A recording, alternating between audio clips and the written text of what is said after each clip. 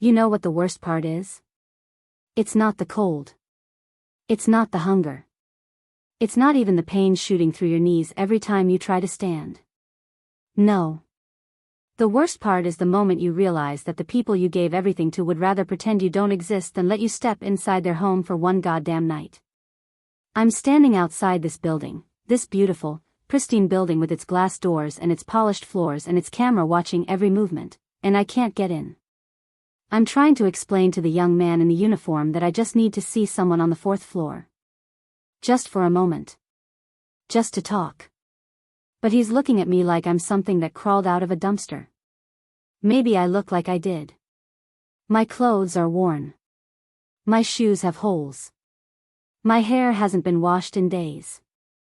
I smell like the street because that's where I've been sleeping. He's calling someone. His manager, maybe. Or security.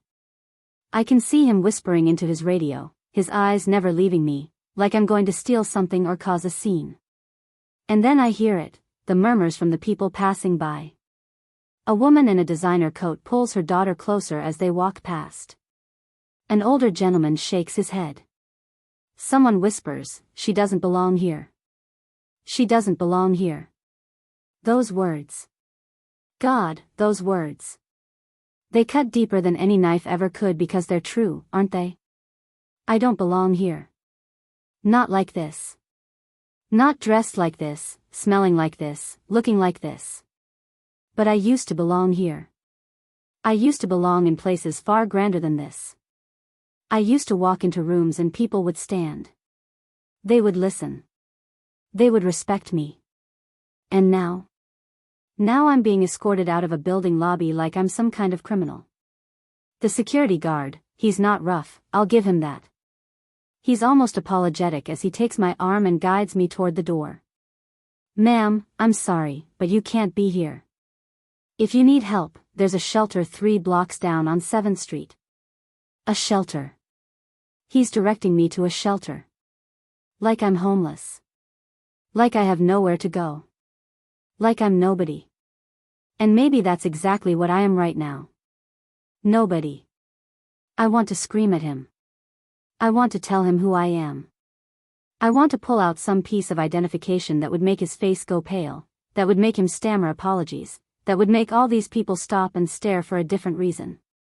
But I don't. Because that would defeat the entire purpose, wouldn't it? This isn't about proving who I am to strangers. This is about finding out who my family is when they think I'm nothing. I raised them. Every single one of them. I wiped their tears when they fell. I stayed up all night when they were sick. I paid for their education, their weddings, their homes, their mistakes. I gave them everything I had, everything I built, everything I worked for. And now here I am, standing outside in the cold, and they won't even open the door. The irony isn't lost on me. The bitter, painful irony that the woman who once commanded boardrooms, who once made decisions that affected thousands of lives, who once had more money than she knew what to do with, is now being turned away from her own child's building like a beggar. Because that's what I look like. A beggar. That's what I've become. Not in reality, not yet, but in appearance. In perception. And isn't that what matters? Isn't that what this whole world is built on? Perception. I walk away from the building. My legs are tired. Everything hurts. There's a bench half a block down and I sink onto it, my body grateful for even this small mercy. The metal is cold through my thin coat. My hands are shaking, from cold or emotion or exhaustion, I don't know anymore. Maybe all three. A young couple walks past, laughing. They're holding hands. They look happy. They don't even see me. I'm invisible to them. Part of the landscape. Just another old woman on a bench. They have no idea that I used to be someone. That I built something from nothing. That I clawed my way up from poverty so deep it makes this disguise look like luxury. They don't know that I know exactly what it means to have nothing because I started with less than nothing. But I got out. I fought. I worked. I sacrificed everything, my time, my youth, my health, my relationships.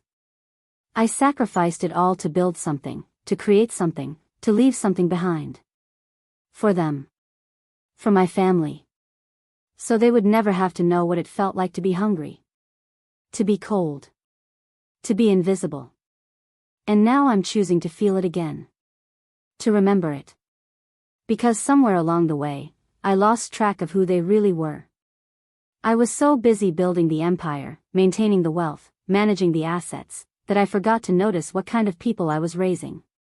What kind of values they held. Whether they would be the type of people who would help a stranger or turn away from them. I needed to know. Not as their mother. Not as their benefactor.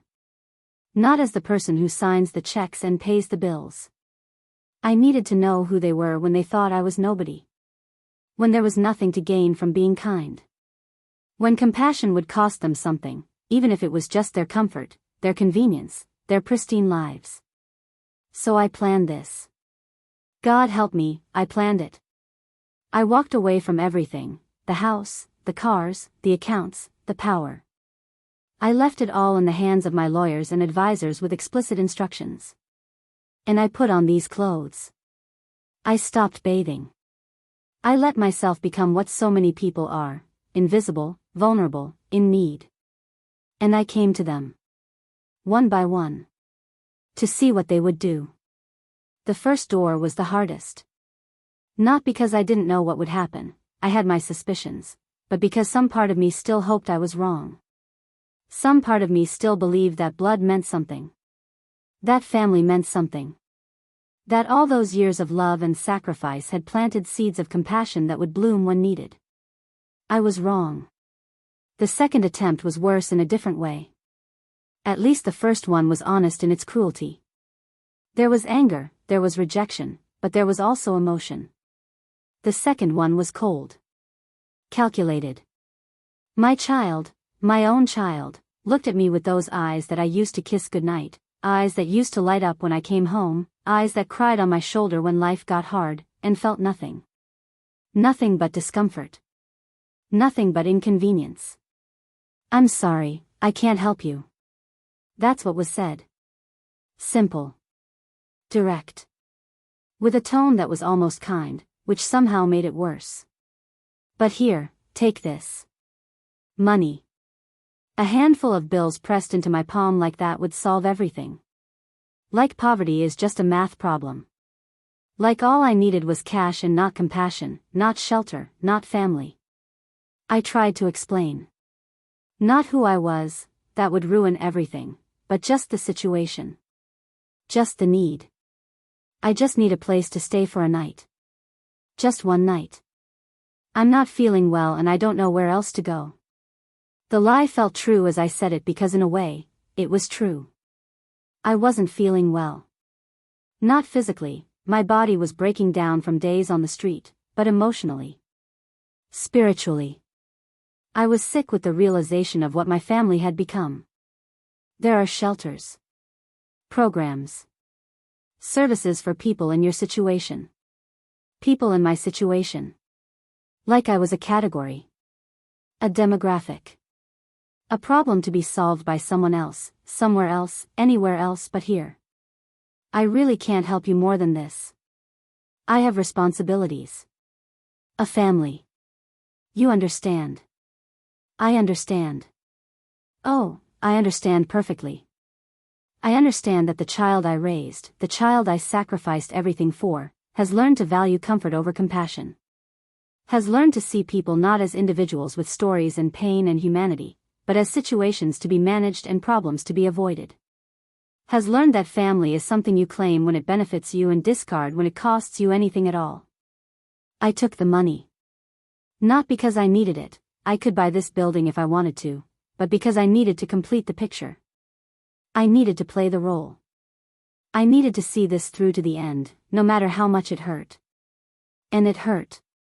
God, it hurt more than I ever thought possible. I spent that night on a bench in the park. The money in my pocket meant nothing. I could have gotten a hotel room, but that would have broken the spell. That would have been cheating. So I sat there, wrapped in my thin coat, watching the hours tick by, feeling the cold seep into my bones. And that's when it happened. The moment that made me question everything I thought I knew about humanity. A man. Homeless himself, by the looks of it. Older than me, with a beard full of gray and clothes that had seen better decades. He was pushing a shopping cart full of his belongings, stopping at trash cans to collect bottles and cans. He saw me sitting there, shivering, and he stopped. "You okay, sister?" His voice was rough, damaged by years of shouting or smoking or both. But there was kindness in it. Real kindness. The kind you can't fake. I nodded, not trusting my voice. But he didn't leave. He reached into his cart and pulled out a blanket, dirty, thin, but a blanket nonetheless. He handed it to me. "Take this. It's gonna get colder tonight." I tried to refuse. "I can't take your blanket. You need it." He smiled, revealing missing teeth. "I got two. And you need it more than I need both. Take it." He paused, studying me. "You new out here?" I nodded. "Yeah, I can tell. You still got that look in your eyes. Like you're surprised by all this. That'll fade. But until it does, you gotta accept help when it's offered. Pride'll kill you faster than the cold." He gave me directions to a soup kitchen that would be open in a few hours. Told me which streets to avoid at night. Warned me about which shelters were safe and which ones weren't. Treated me like a human being. Like someone worth helping. Worth protecting. Worth caring about. And then he left, pushing his cart down the street, probably toward a doorway or an alley where he would spend the night with only one blanket because he gave the other to a stranger. I sat there, wrapped in that dirty blanket that smelled like the street and unwashed bodies, and I cried. I cried for the first time since this whole thing began. Because this man who had nothing, who owned nothing, who was nothing in the eyes of society, had more compassion in his broken body than my own children had in their comfortable homes. Why do strangers care more than blood? That's the question, isn't it? That's the question that burns in my chest like acid. Why does a homeless man with nothing offer his blanket while my own children, who have everything I gave them, shut the door in my face? What does that say about them? What does that say about me? What does that say about everything I built? Maybe I built it wrong. Maybe I gave them too much. Maybe in my effort to spare them from poverty, I robbed them of empathy. Maybe wealth isn't just about having things, it's about how having things changes who you are. And maybe I changed them in ways I never intended. But I'm not done yet. There are more doors to knock on. More tests to conduct. More painful truths to uncover. Because I need to know. I need to know if I failed completely or if somewhere, in someone, the seeds I planted actually grew into something good. The third day is worse than the first two. My body is failing. This isn't just an act anymore, this is real. My knees throb with every step. There's a pain in my chest that comes and goes, sharp and frightening. I haven't eaten a real meal in days. The soup kitchen food is thin and tasteless, but I'm grateful for it because it's something. It's survival. It's what keeps me moving when every instinct tells me to stop, to give up, to end this painful experiment and go home. But I can't. Not yet. Not until I know. The shelter is full. Too full. Bodies everywhere, on cots, on the floor, in chairs. The smell is overwhelming, sweat and dirt and sickness and despair. I find a corner and sink down, my back against the wall, and I watch. I watch people who have nothing share what little they have. I watch volunteers who are paid almost nothing treat broken people with dignity. I watch humanity at its worst and its best, all in the same crowded room. A woman next to me is coughing. Deep, wet coughs that shake her whole body. She's younger than me but looks older, her face hollowed out by addiction or illness or both. She catches me watching and tries to smile. Sorry. I know it's gross. I'm trying to get into a clinic but the wait list is 6 months long. 6 months. She might not have 6 months. I can see death in her eyes. Not today, maybe not tomorrow, but soon. She's dying in this shelter while people with money, people like my children, sleep in comfortable beds and worry about things that don't matter. You got family? She asks me. The question hits like a punch. Do I have family? Technically, yes. Biologically, yes. But in any way that actually matters? I don't know anymore. I thought I did, I say quietly. But I'm not sure they still think of me as family. She nods like she understands. Yeah. I get that. My kids haven't talked to me in 3 years. I messed up. Did a lot of drugs. Stole from them. I was a terrible mother. She pauses, the coughing fit coming back. When she can breathe again, she continues. But I got clean. 2 years clean. And I tried to reach out, tried to make amends, but they won't answer. I don't blame them. I really don't. But it hurts. You know? Even when you deserve it, it still hurts. I want to tell her that my situation is different. That I didn't do anything wrong. That I was a good mother, a great mother, that I gave everything and asked for nothing. But is that true? Did I give everything? I gave money. I gave things. I gave opportunities. But did I give time? Did I give presence? Did I give the kind of love that teaches people to love others? Or was I so busy building the empire that I forgot to build human beings? The night drags on. Sleep is impossible. My body won't let me rest. Every position hurts. Every breath is an effort. I think about comfortable beds. About hot showers. About clean clothes and full refrigerators and heated rooms. I think about everything I took for granted for so long. Everything I still have, waiting for me, if I just make the call. If I just end this. But I don't. Because there's one more door. One more test. One last chance to find out if I raised even one person who knows what it means to be human. Morning comes. Gray and cold and unwelcoming. I leave the shelter and start walking. My legs don't want to work. Each step is agony. But I push forward because I have to know. I have to finish this. The address is across town. It takes me hours to get there. Hours of walking and resting and walking again.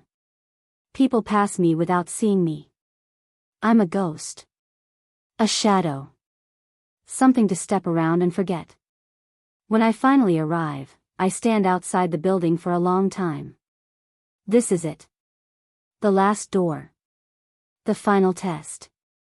If this one fails, then I'll know that I failed completely. That everything I built was for nothing. That I created a legacy of selfishness and cruelty disguised as success. I climb the stairs. Each one is a mountain. My heart is pounding, from exertion, from fear, from hope that I'm terrified to feel because hope makes the potential disappointment so much worse. I knock. The sound is weak. Pathetic. Like me. Footsteps. The door opens. And then, something I didn't expect. Something I had almost given up hoping for. No questions. No hesitation. Just immediate movement. The door opens wider. Arms reach out, not to push me away, but to help me in. To support me. To guide me inside. Oh my God, come in. Come in. Are you okay? When did you last eat? Let me help you. Here, sit down. Are you hurt? Do you need a doctor? Questions, but different questions. Not, who are you, or, what do you want, but, are you okay, and, what do you need? The focus isn't on protecting what's inside. It's on helping what's outside. On helping me. I'm guided to a couch. It's not expensive. Not luxurious. Nothing in this place is.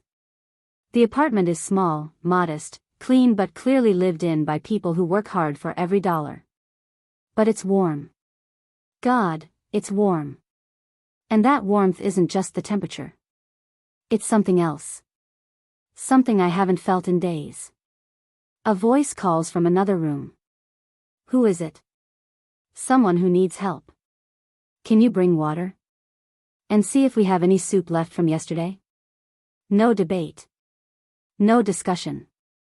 No weighing of pros and cons or calculating what this will cost. Just action. Just compassion. Just humanity. They bring me water. I drink it too fast and start coughing. Gentle hands pat my back. Slowly. It's okay. You're safe here. Take your time. Safe. That word. When was the last time I felt safe? When was the last time anyone made me feel like I mattered, like my well-being mattered, like my life had value beyond what I could provide? The soup comes. It's simple. Canned, probably. But it's warm and it's food and it's given freely. They sit with me while I eat. They don't hover, but they don't leave either. They're present. Actually present. In a way that my other children never were, even when I was living in the same house with them. Where have you been staying? The question is gentle. Not judgmental. Just, caring. Streets. Shelters. My voice is rough. I sound like I've been crying for days. Maybe I have been, internally. I don't have anywhere to go. A pause. Then, you can stay here. It's not much, but we have a couch. You can stay as long as you need to. I want to protest. To refuse. To maintain some dignity. But I'm too tired. Too broken. Too desperate to know if this is real. So I just nod. And I start crying. Really crying. Not the silent tears from the park bench, but deep, body-shaking sobs that come from somewhere primal. And they let me cry. They don't try to fix it or stop it or make it better. They just let me be human. Let me be broken. Let me be vulnerable. And they stay. Over the next few days, I start to notice things. Small things that reveal bigger truths. The refrigerator is nearly empty. There's bread and some eggs and not much else. I find a receipt on the counter, a pawn shop receipt for a laptop. Dated yesterday. The day I arrived. And I realize what happened. What they did. They sold something they needed, something valuable, to make room for me. To feed me. To help me. I check the calendar on the wall. There are plans crossed out. A movie night. A dinner at a friend's place. An anniversary date. All cancelled. All sacrificed. Not with fanfare or complaint, just quietly removed to make space for a stranger who needed help. I watch them over the following days. Watch how they interact with each other. How they split the last piece of bread without discussing it. How they take turns using the hot water because the heater is small and can't keep up.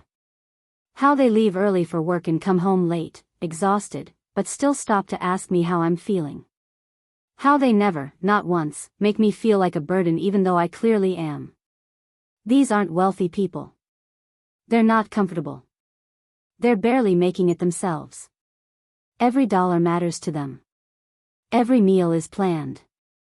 Every expense is calculated. And yet they gave it all up, without hesitation, for someone they didn't know. For someone they thought was nobody. I start helping around the apartment. Not because anyone asks me to, but because I need to. I need to contribute something, anything, to make up for what they're losing by helping me. I clean. I cook simple meals with what little we have. I organize. I serve.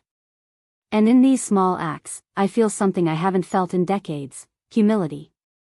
Real humility. Not the performative kind that wealthy people show when they write checks to charity and feel good about themselves.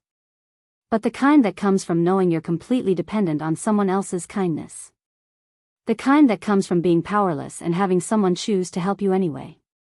The power dynamic that ruled my entire life has flipped. I'm not the authority anymore. I'm not the provider. I'm not the one in control. I'm the one being cared for. Being served. Being saved. And it's terrifying and humiliating and beautiful all at once. One night, I'm washing dishes, a task I probably haven't done in 30 years, at least not in any meaningful way, and I hear them talking in the next room. They think I can't hear. Or maybe they know I can and they want me to hear.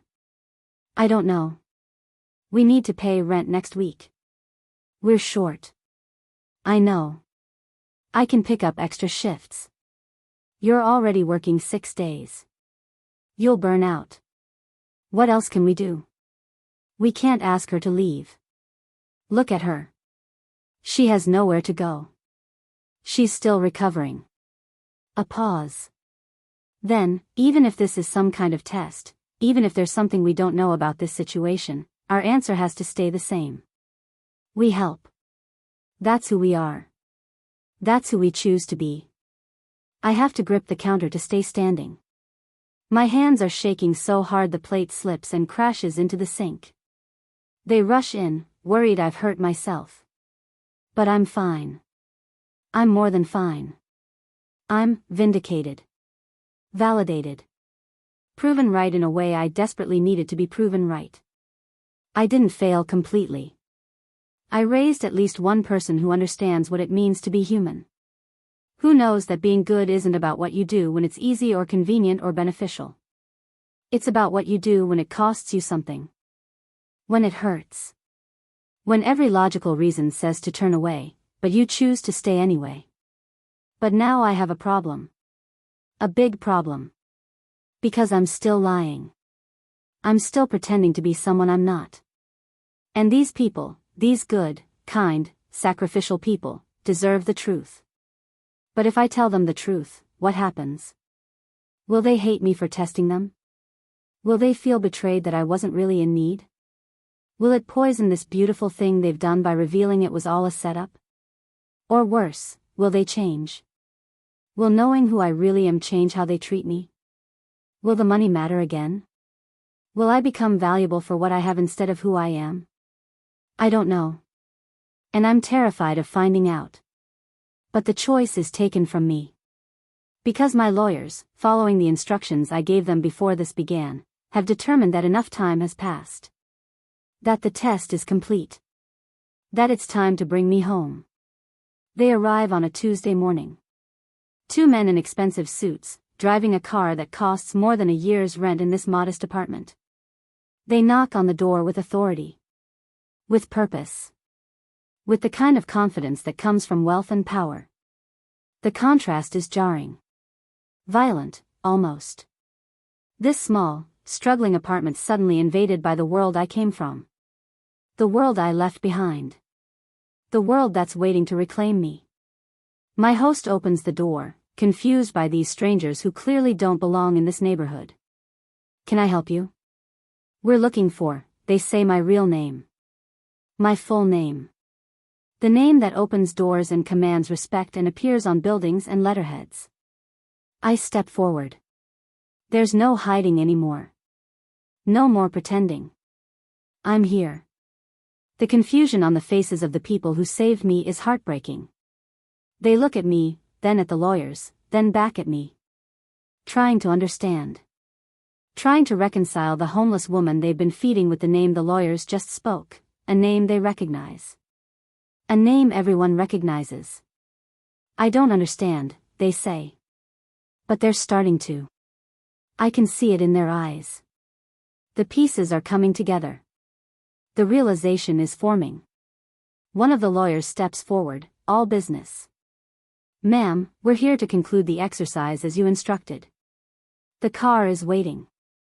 We've prepared statements for the press and arranged meetings with your other family members as you requested. Exercise. He called it an exercise. Like this was some corporate team-building retreat instead of the most painful experience of my life. The most real experience of my life. I turn to the people who saved me. The people who are looking at me now with hurt and confusion and betrayal. I'm sorry, I say, and my voice breaks. I'm so sorry. I needed to know. I needed to see who would help when there was nothing to gain. When I was nobody. When I had nothing to offer. You lied to us. The words aren't angry. They're worse than angry. They're disappointed. Sad. Yes. I lied. I pretended to be someone I'm not so I could see who you really are. And you. I'm crying now, unable to stop. You're the only ones who passed. You're the only ones who saw a person instead of a problem. Who gave instead of taking. Who sacrificed instead of protecting what you have. We would have helped regardless. They say it quietly. Whether you were rich or poor or anything in between. Because that's what you do. You help people who need help. And that statement, that simple statement, contains more wisdom than 1,000 business books. More truth than $1 million. More value than everything I built. The lawyers are getting impatient. They have schedules to keep, statements to release, a massive operation to coordinate. The return of a wealthy matriarch is news. It's business. It's important. But I'm not ready. I'm not ready to leave this small apartment where I learned more in a few days than I learned in decades of success. I'm not ready to face my other children, my failures, and see in their eyes what I saw in my mirror this morning, the truth of who they really are. Give me a moment, I tell the lawyers. They nod and step outside, though I can see their frustration. I turn back to my saviors. I need you to understand something. What you did, what you sacrificed, it wasn't for nothing. It wasn't wasted on a fake situation. It was the most real thing that's happened to me in years. Maybe ever. You showed me what I forgot. What I lost. What I failed to teach. What happens now, they ask. Now I have to face the others. The ones who failed. The ones who shut the door. And I have to decide what to do with that knowledge. Don't be too hard on them. The word surprised me. After everything, they're defending the people who didn't help. People make mistakes. People fail. What matters is whether they can learn. Whether they can change. More wisdom. More grace. More humanity than I deserve.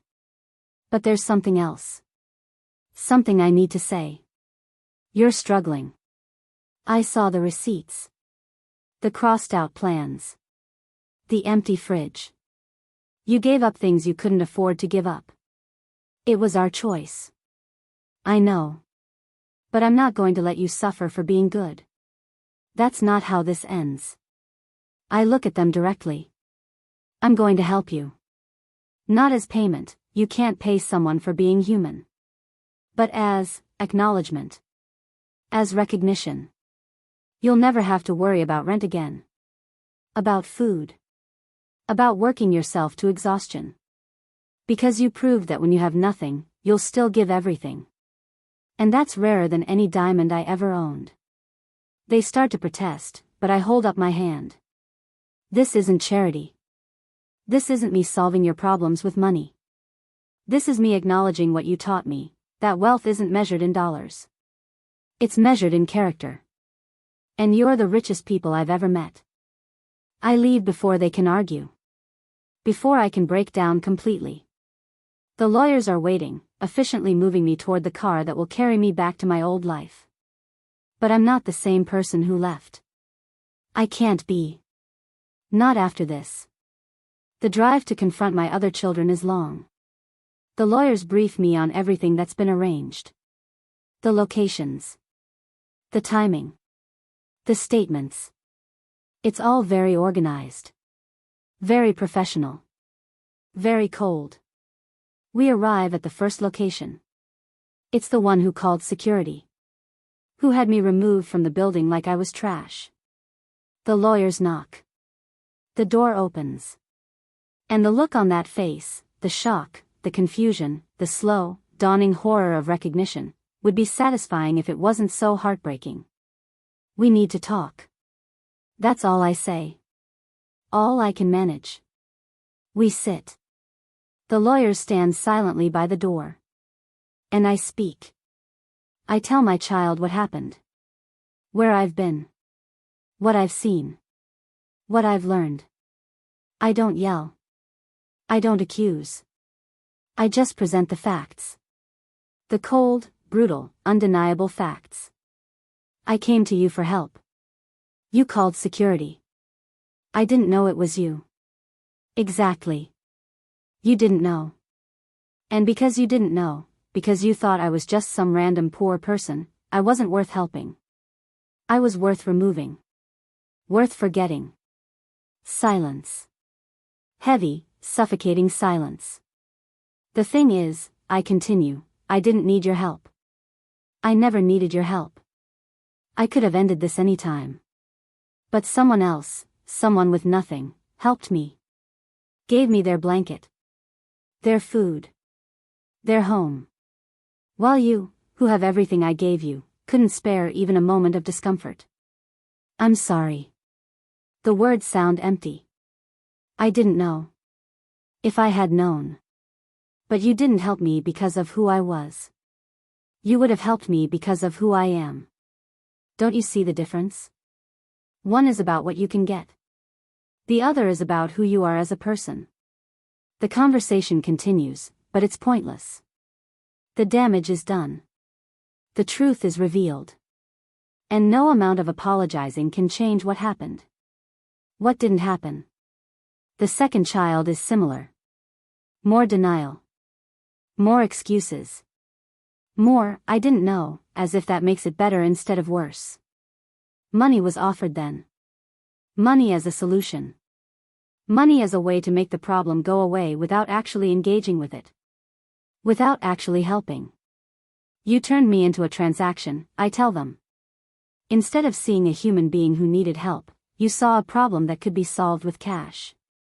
You dehumanized me. Made me into something less than a person. What do you want me to say? There's defensiveness now. Anger at being caught. Anger at being tested. I don't want you to say anything. I want you to feel something. I want you to understand that every day, people need help. Real help. Not money thrown at them.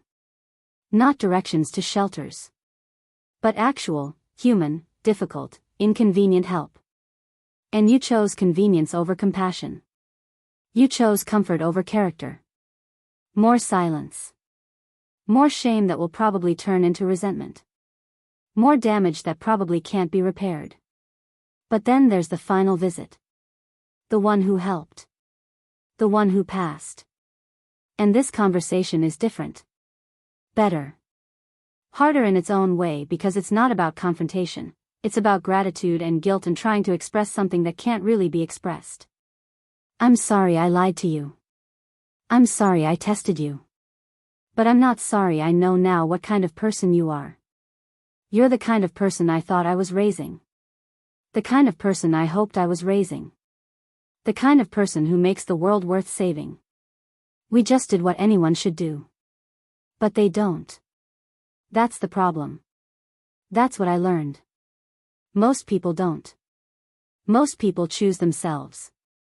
Their comfort. Their convenience. And you didn't. You chose the harder path. The right path. We talk for a long time. About values. About character. About what matters.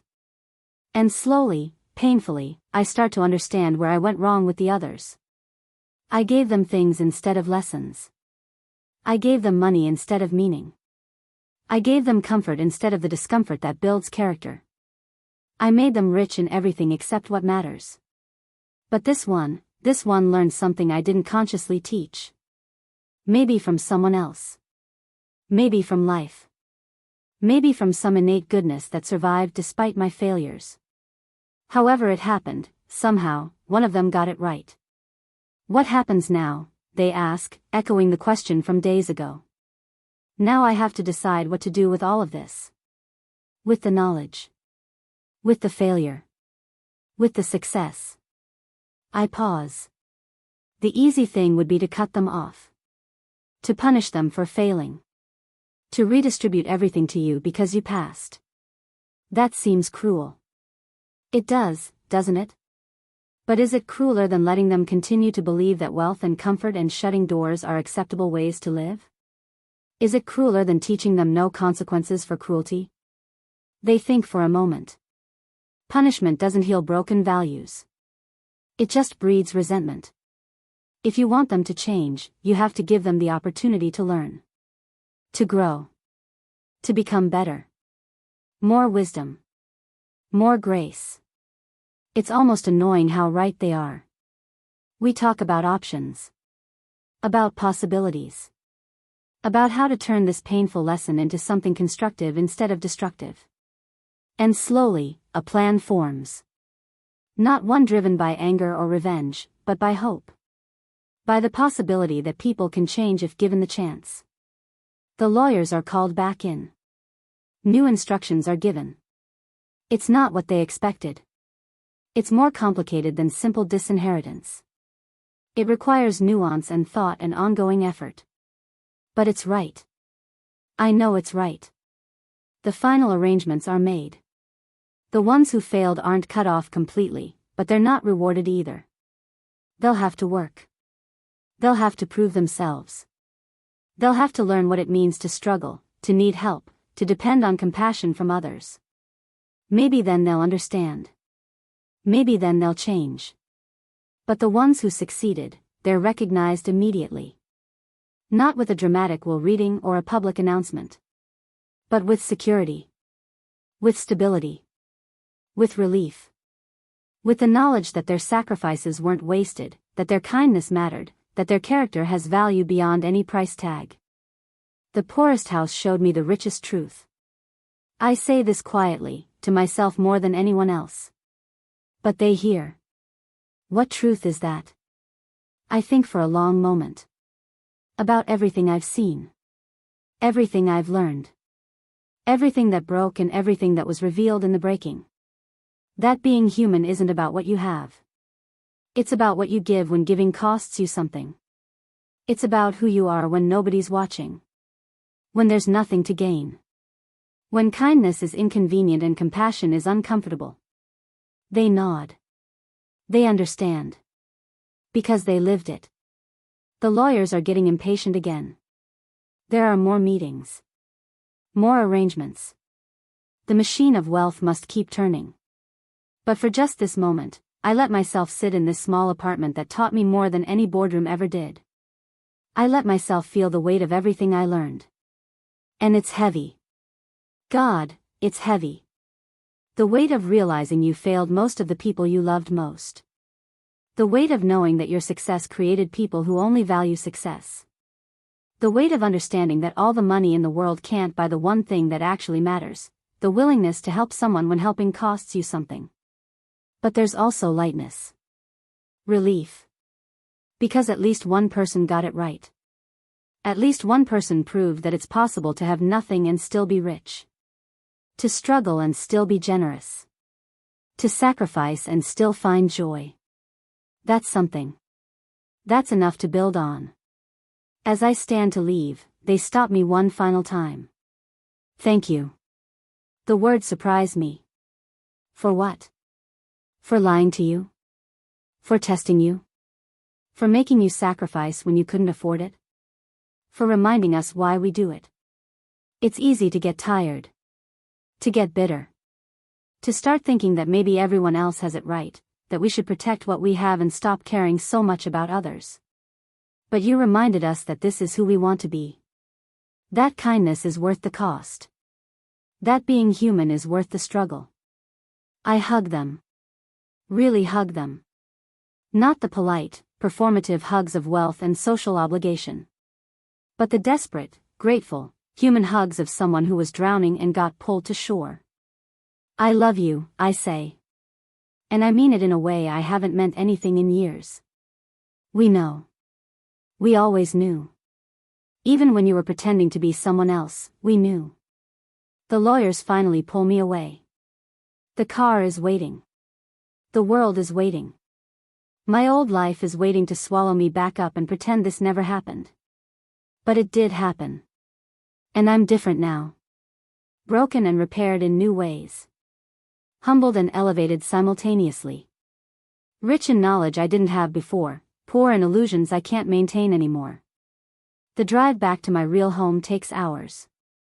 The lawyers review documents. Make calls. Coordinate the complex machinery of wealth management. They talk about stocks and assets and investments, and it all sounds like a foreign language now. Like something from another planet where people worry about numbers instead of survival, about portfolios instead of compassion, about returns instead of humanity. When we arrive, the house looks exactly the same. Of course it does. It's only been days. But it feels different. Bigger. Emptier. More like a museum than a home. All these rooms. All this space. All this stuff. And what does any of it mean? What does any of it matter? I walk through rooms I haven't seen in days that feel like years. Everything is clean. Maintained. Perfect. And soulless. Absolutely soulless. There's no life here. No struggle. No sacrifice. No evidence that human beings with actual needs and feelings and character live within these walls. It's beautiful. It's impressive. It's completely meaningless. I think about the small apartment with its worn furniture and empty fridge and crossed-out plans. I think about how much more real it felt than this palace. How much more valuable that struggle was than this ease. And I realize something that should have been obvious years ago. I've been living wrong. Building wrong. Teaching wrong. I've been so focused on creating something big and impressive and lasting that I forgot to create something good. The phone starts ringing. News has spread. People want statements. Interviews. Explanations. The machine of publicity wants to consume this story and turn it into something digestible, something marketable, something that can be packaged and sold. But I don't answer. I don't engage. Because this isn't a story for public consumption. This is a private reckoning. A personal revelation. A family crisis that can't be resolved with press releases and carefully worded statements. I spend the evening alone. Really alone. Not the productive solitude of working late or strategizing or planning. But the empty, echoing aloneness of someone who realizes they've spent years surrounded by people and never actually connected with any of them. The silence is deafening. I think about calling the ones who helped. Just to hear their voices. Just to remember what kindness sounds like. But I don't. Because that would be using them again. Using their goodness to make myself feel better. And they deserve better than that. Instead, I sit with the discomfort. With the pain. With the knowledge of who my other children really are and what role I played in making them that way. It's agonizing. Every moment of it. But it's also necessary. Because growth doesn't happen in comfort. Change doesn't happen when you're avoiding pain. The days that follow are strange. Surreal. I'm back in my world but not part of it. I attend meetings but don't really hear what's being said. I sign documents but don't really care what they say. I exist in the space between my old life and whatever comes next, not fully belonging to either. My other children try to reach me. Phone calls. Messages. Attempts at explanation and apology and reconciliation. But I'm not ready. I can't hear them yet. Can't face them yet. Because I don't know what to say. I don't know if forgiveness is possible when the wound is this deep. When the betrayal is this complete. And it is betrayal. Not of me specifically, I was never in real danger, never in true need. But betrayal of everything I thought I taught them. Everything I believed they understood. Every value I thought we shared. How do you forgive someone for becoming everything you never wanted them to be? Time passes. Slowly. Painfully. The lawyers execute the plan we discussed. The arrangements are made. The consequences are implemented. And slowly, very slowly, my other children begin to understand what they lost. What they threw away. What their choices cost them. Some of them rage. Claim unfairness.